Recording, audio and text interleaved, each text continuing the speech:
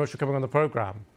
Thanks for having me. What's your reaction to the information we are now starting to learn out of Iran?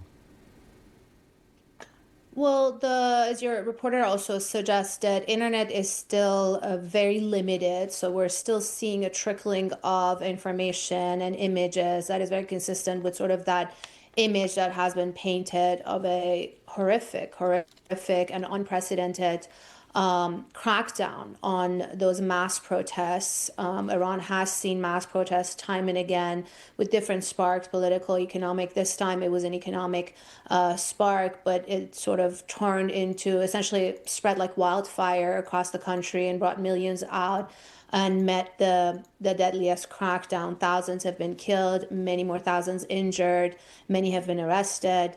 And it's just a serious legitimacy crisis, the embodiment of that crisis that the state Islamic Republic is dealing with inside the country.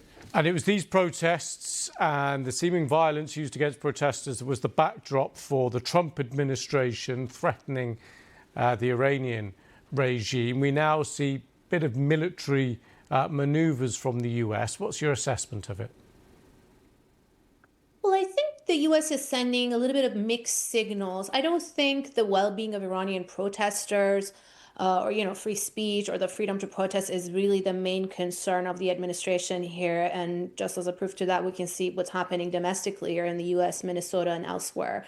But I think essentially President Trump's signaling has been pretty consistent in that he wants a deal with Iran. He wants to pursue diplomacy and essentially have that grand bargain or big deal that he's been talking about since his first term and now the second term. It's just the problem from the Iranian side is that the terms of this deal or what's acceptable by the U.S. as a framework keeps changing. Initially, it was no nuclear weapons.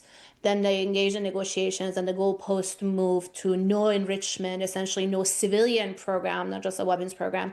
And now there's talk of the missiles program being on the table, Iran's alliance with its allies, these groups, militias in the region. So I think where the two sides stand is just so far away that the path to diplomacy seems impossible, and that just leaves sort of a path for more conflict. Negar Mortazavi, thank you very much for coming on the programme. Thanks for having me.